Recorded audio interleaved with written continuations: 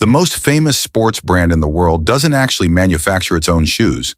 What if the $150 sneakers you wear cost less than $30 to make? And what if the company that sells motivation was once started by a college student selling shoes from the trunk of his car? Today, we're exposing the real story behind Nike. Problem/question. Nike is everywhere. On athletes, on celebrities, on kids, on billion-dollar stadium deals. Hey, but here's the question. How did a small startup turn into a global empire worth hundreds of billions? And what are the secrets most people don't know? Let's break it down. The beginning, the human story. Nike wasn't always Nike. It started in 1964 as Blue Ribbon Sports. Founder, Phil Knight Country, United States. Phil Knight wasn't a billionaire. He was a middle-class kid from Oregon. He studied business and had one idea. Japanese shoes were cheaper than German ones. Maybe America could sell them. At first, he partnered with a Japanese brand and sold running shoes from his car trunk at track meets. Yes, literally from his car. He wasn't a fashion genius. He wasn't rich. He just believed in performance footwear. Later, he partnered with his former track coach, Bill Bowerman. Bowerman experimented with rubber soles using a waffle iron in his kitchen. That experiment changed sneaker history. The birth of Nike. In 1971, the partnership with Japan ended. They needed their own brand.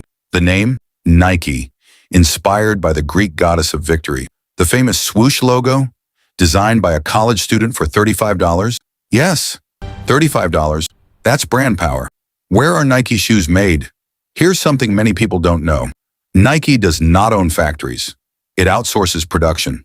Main manufacturing countries: Vietnam, largest producer; Indonesia, China, India, Thailand. Vietnam alone produces over half of Nike footwear. Nike focuses on branding, marketing, innovation, athlete partnerships, not factories. This asset-light model keeps costs lower and profits higher. The real cost of a Nike shoe. A $150 sneaker does not cost $150 to make. Approximate breakdown varies by model. Manufacturing, $25 to $35. Shipping plus duties, approximately $10. Marketing, huge portion retail markup. Large share. You're not just buying rubber and fabric. You're buying athlete image, cultural identity, motivation, social status. That's the real product. How Nike grew so fast. The turning point. Athlete endorsements. And one name changed everything. Michael Jordan. In 1984, Nike signed him. At that time, Nike was struggling in basketball. They created Air Jordan. Nike expected $3 million in sales in 4 years. They made $126 million in year one. That deal changed sports marketing forever. Secret strategy number 1, emotion over product. Nike doesn't sell shoes. Nike sells belief. Just do it. That slogan launched in 1988. Simple words, massive psychological impact. Nike ads rarely focus on features. They focus on struggle, ambition, comeback stories. It connects emotionally. That's powerful branding. Secret strategy number 2, scarcity and hype drops. Limited releases, collaboration sneakers, exclusive launches. When supply is low, demand explodes. People line up for hours. Resale markets go crazy. Hype creates perceived value. Secret strategy number 3, athlete identity. Nike doesn't just sponsor athletes, it builds identities. Basketball equals Jordan football, equals Ronaldo running, equals performance culture. It embeds itself in culture. Who owns Nike? Nike is publicly traded. It's listed on the New York Stock Exchange.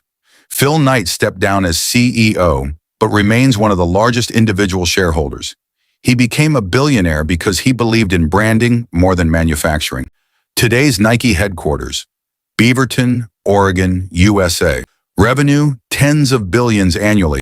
Global presence, 190 plus countries. Workforce, tens of thousands worldwide. From car trunk sales to global dominance. To human side, Phil Knight once said, "Business is war without bullets." He faced lawsuits, supply chain criticism, competition pressure, but he kept adapting. Nike survived crises by reinventing marketing, digital transformation, direct-to-consumer model. Final secret, Nike's biggest secret? Control the story. When people wear Nike, they feel stronger, and feeling is more powerful than fabric. Nike didn't win because of shoes alone. It won because it mastered Psychology, scarcity, athlete storytelling, cultural influence. That's how a small idea became a billion-dollar empire. If you enjoyed this deep dive into brand secrets, subscribe now. Subscribe for more brand secrets.